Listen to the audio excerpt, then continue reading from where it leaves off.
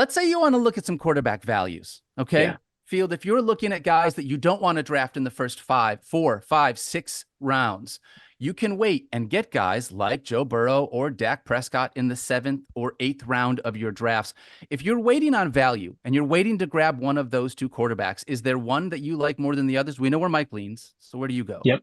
So this is specifically Joe Burrow and Dak Joe Prescott. Burrow and Dak Daniel. Prescott. Yeah. Yeah. I would lean towards both. Because I told Mike earlier that he Okay. has to have some So stances. conviction. Yeah. Yeah.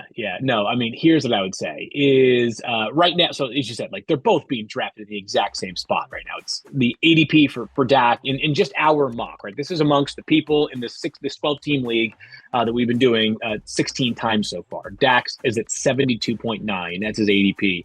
Burrows is at 74.1. I would probably lean a little bit towards Dak Prescott, but we're talking about like a 51-49 edge. And there's not a super compelling case other than while Joe Burrow he definitely has good athletic ability. I think there is a touch more rushing upside near the goal line for Dak Prescott. Just a touch. That's and you're splitting hairs here. I think they both obviously have like a type. I mean, we're talking like, alpha, super, mega, duper star wide receiver one. When healthy, I think Cincinnati's second wide receiver is obviously better than Dallas's. But I think that Dallas's complementary pieces are more than good enough for Dak to throw for a serious amount of numbers. Yeah. I mean, when I look at this, I kind of fall in that same range. And a lot of it is because of the fact of the things that Stefania has said. Right now, it's July 8th. Okay. If we were talking September 4th in this instance, I might be closer to Joe Burrow as the offseason has progressed. And I've heard more about how his wrist plays out and how everything looks from a medical perspective. But right now on July 8th, I think I would lean Dak Prescott just a smidge because of what you're saying, Field, and because of that injury. It's not a lot. It's not a big amount. I do want to say that, Mike. This is not an anti-Mike Clay stance, but it's only because of that. Well, plenty of those to be clear. Yeah, I got plenty of other anti-Mike Clay things. This is not one of them. But I think that's why, if we were closer to the season, I might think or lean Joe Burrow if I had more news about his injury. But right now I'm kind of being, I guess, risk averse and defaulting more towards Dak Prescott. Mike, I'll give you one last chance to talk about value prospects at the quarterback position. We got Joe and Dak. Is there anyone else that you kind of want to mention in there with those guys? I would say, I mean, I don't know if there's anyone else that really pops out that we're not going to talk about here in a minute. If we're talking about someone like Kyler Murray or Jordan Love, I mean, if we want to go deep here and look at like deep league flyers or super flex, I mean, there could be a guy like a Will Levis, if we want to go that deep, but I think Burrow and Dak really stand out, but it's all based on tiers. We've talked about how Jalen Hurts and Josh Allen could be a value in some formats, and Lamar sometimes if he'll fall. So I think it just kind of depends on how your draft's going. You have to have values identified in each tier and just take the plunge on your quarterback if they fall a little bit. So can I just one last? Oh, sorry, Daniel, you go. No, you're good. You go ahead, buddy. I was going to say my only last thought on these guys is like, if you're listening or watching right now, you saw how little conviction I think all three of us kind of have. I don't know, Mike. Are you like definitively Joe Burrow is way ahead of Dak Prescott, or is it a relatively nip tuck dynamic for you two? No, I mean, I actually have Richardson, Stroud, Burrow, and Dak in the same tier, honestly. Okay, so I mean, whoever's fallen from that group. I mean, that's why I'm out on Richardson, and I'm kind of on the fence with Stroud because you can get similar guys. I expect similar output from 3 rounds later. So of course I'm going to go that direction. Okay. So the Mike, has brought up this tiers point, and this is where I think it matters. If you're in the draft room and like you've got 7 spots between your current pick and your next pick, and you like both Dak and Joe Burrow, and you factor in that probably half the league has already taken a quarterback, this is your way to roll the dice a bit and say, rather than taking one or the other, when I have another pick 7 selections behind me, or whatever it might be, right? 4 or 7.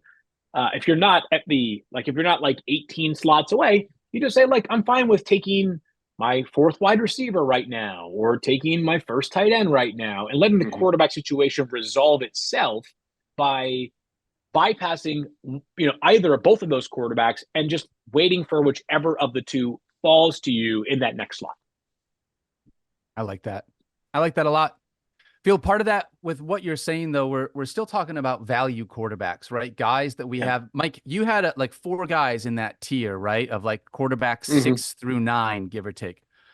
Looking at last season, you had a tier of Jordan Love, who finished as QB5, Brock Purdy, who finished as QB6, and Jared Goff, who finished as QB7. Only one of those guys right now is really even being considered as a potential top 10 quarterback. Just talk to me about why we might or might not be able to look at all 3 of those guys as potential values in fantasy football this year. Yeah, so I was looking into that. I kind of instinctually kind of knew the answer, but I wanted to give you guys some numbers on this. And first of all, I'll say this about Jordan Love. We might be too low on him. I think the problem is when you rank these guys, we just listed all these guys. Think about this: Allen, Hurts, Jackson, Mahomes, Richardson, Stroud, Burrow, Prescott, Kyler. Like, they're all good too, or great. So, I mean, did you want to put Love 5th over Richardson and Stroud? Maybe you do, but it's hard for me to go that high. But he did add some value with his legs. I think part of the issue is he doesn't really have the sample size or the rushing upside of someone like Richardson. You know, he really just had that really good second half of the season. But for the other guys that you mentioned, Goff, Purdy, even Baker Mayfield, who was a top 10 scorer last year, there's a couple of reasons. The big one is bust rate. I mean, these guys do not add value with their legs, so they're very inconsistent. I mean, think about this last year. Look at the bust rates of the top 10 finishing quarterbacks. So bust being you finish outside the top 20, right? So just terrible weeks that kind of ruin your week in fantasy. Allen, Hurts, Lamar, Love, Mahomes, Stroud were all 13% or lower. That's a good rate. You know, once in a while you're going to have a bad game. That's fine. Prescott was 18%, but he had that slow start to the season. Otherwise, he was great. Jared Goff, 35% bust rate last year. 21 quarterbacks were better. Purdy, 25%. Mayfield, 24%. Goff finished that high because he lasted 17 games. It was really that simple. He was a 0 with his legs. He was 14th in points per game, and he's never finished better than 10th in points per game. So I don't want to hear anything about Jared Goff being a fantasy starter. He's never been a fantasy starter. Wow. He's still not a fantasy starter. That's aggressive. Think about how good that offense has been the last couple of years. He has not been a QB1 in fantasy. So I don't want to hear anything about us being too low on him. He's not a worthwhile pick in leagues where you start one quarterback.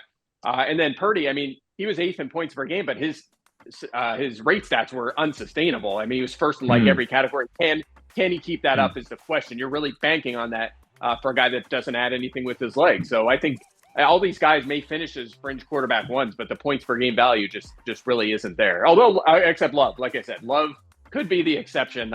He's a tricky one for sure. Daniel, the floor is yours, man. I have nothing to say, but you need to defend the honor of your Jared Goff right now. Yeah, he just signed a massive contract, Mike Clay. I don't know if you witnessed this. The entire city of Detroit is going to be pounding on your front door saying, how dare you? Of course we knew Mike Clay hated our team. Everyone says Mike Clay hates our team. We know for a fact Mike Clay hates the Detroit Lions. Yeah, This is tough, though. This is one of the things, because when you don't utilize your legs, you have to be so efficient as a passer, right? The idea of both Brock Purdy and Jared Goff being guys that you want to draft as your QB1, in spite of the fact that I love both of them because they're on excellent offenses that score a ton of points. They just don't do enough for our fantasy game. And this is where it's like, oh, you know what? A guy who might not be as good as them on a much worse team with worse stats, like, I don't know, Jaden Daniels, could score more fantasy points on a fairly easy basis just because of the way that he utilizes his legs. So I know we talk about this all the time. Rushing is a cheat code for quarterbacks. But guys like Brock Purdy and Jared Goff and even CJ Stroud, honestly, I know he's getting a lot of love, but like, you have to be so good as a passer to be able to be a top 10 guy, basically Hall of Fame level, like Tom Brady, Aaron Rodgers, 4,500, 5,000 yards, Jared Goff. That's right. In order to be a top 7 quarterback without utilizing your legs. So I think it's tough. I think there's one player that perhaps we missed in this conversation that I think people don't realize what you two are discussing the most about. It's Tua, right? I get it. Tua has become this lightning rod player, right? I think Tua's a really good quarterback. Do I think he's a top 5 quarterback? No. Do I think he's somewhere in the first 18 or so quarterbacks in the NFL? Yeah. And by the way, if you're a top 18 quarterback, that means you're going to get paid $50+ million per year on a veteran extension. Okay. I like Tua a lot. But if you look at the raw stats from last year, He led the NFL in passing yards. And he's disrespected when we don't have him ranked higher in our fantasy ranks. But Mike, I know you can expand upon this. Like in the second half of last season, Tua was not a good fantasy starter. As a matter of fact, if you won your league with Tua last year, it was in spite of him during the second half and the playoffs. So to the point that Mike and Daniel are making is that, if you want the guy that has the capacity to be an A+ 6 out of 17 weeks, there are those players available. Tua, Jared Goff. Maybe it's 6, maybe it's 7, maybe it's 8. But if you're looking for a player who might be, an A, 12 out of 17 weeks with a floor of a B, there are better options than players who have such a spike nature to their game. Yep. Like it. I like that a lot. That was a good. I still love Tua. Yeah, of course. But there are some things like Tua is one of those quarterbacks where it's like he's a better NFL quarterback for what the Dolphins need than a fantasy quarterback as a QB1 for our fantasy team. Well, and that's the same thing with Jared Goff. Exactly. Yeah. And hey, Dolphins fans, don't get mad at us, because if the Dolphins had this like unequivocal opinion of what Tua is, his contract would already be done. Right? Yeah, I mean, true. All the other quarterbacks have gotten their deals done. It should be relatively straightforward to get it done, and it's still not done. Maybe he was showing to play in December, and December and January football for the Miami offense has been terrible the last couple of years. That's something else too. So and from the fantasy perspective, that's where it worries you. Is he going to show up come fantasy playoff time? He hasn't yet. And the other part of it, of course, is he's going to rush for like 54 yards. I mean, that's going to kill you. He led the NFL in passing yards last season. It was like you said, he wasn't just not a good QB1. He was a terrible QB1. He was crushing you every week if you were starting him. So I'm with you. He's off the radar as well. Put him down there with Goff. Back end QB2s. I don't even want him. Wow. Get him out of here. QB2. Love it. Brutal. Why? What do you today?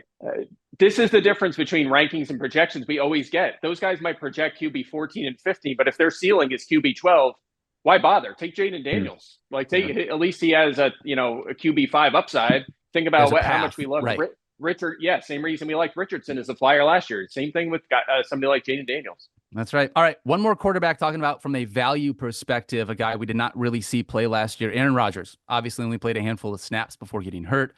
But guys, we've seen him be a top 5, top 10 quarterback, even though he is an older guy. I mean, he's in his 40s now, but even recently in his late 30s, he was a top 10 quarterback. So, Field, I want to ask you this.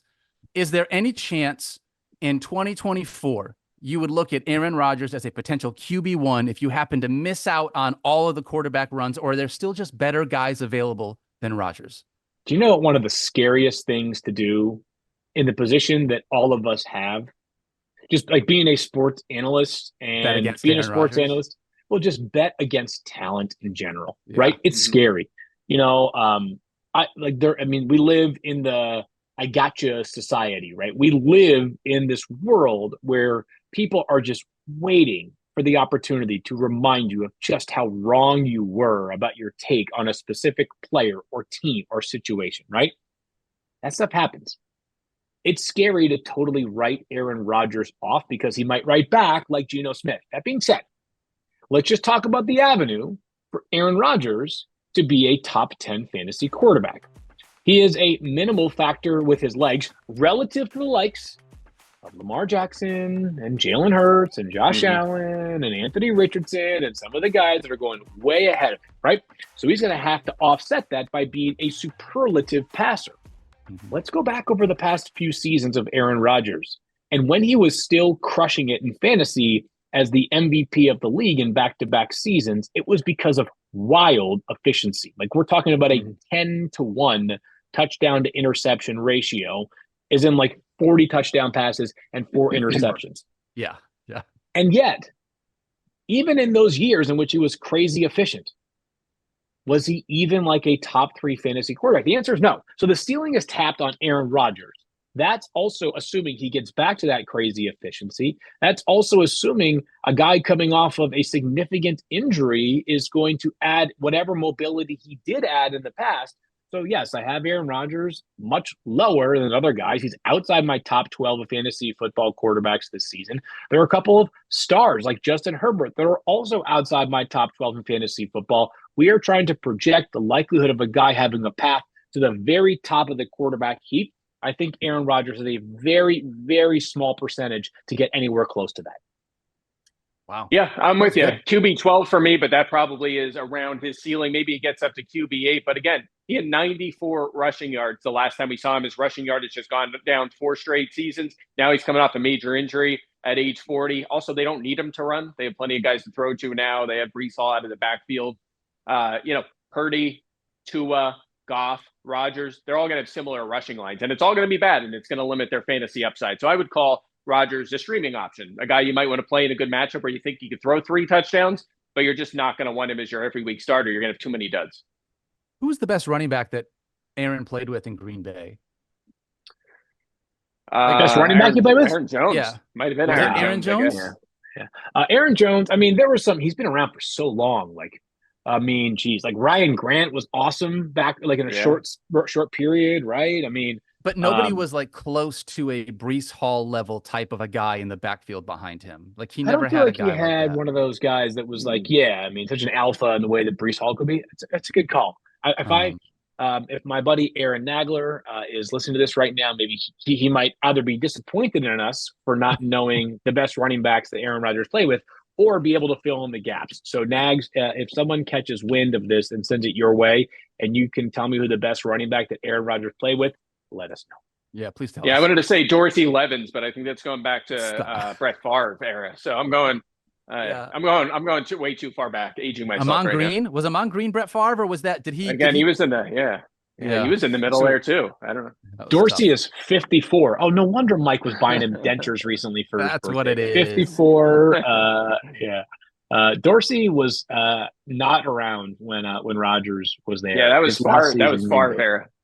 I'm just saying that's right where I was like, who's an older Packers running back? Dorsey Levens, right where my brain went. So shout out Dorsey Levens. Didn't know we'd be talking about him today. That's funny.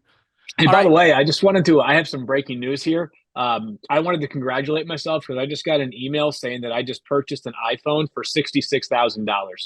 I'm sure it's legit, right? Yeah. Congratulations. It's the iPhone 11. So like, it's kind of like new tech. So yeah. Sure. Yeah. I might change your email password sometime.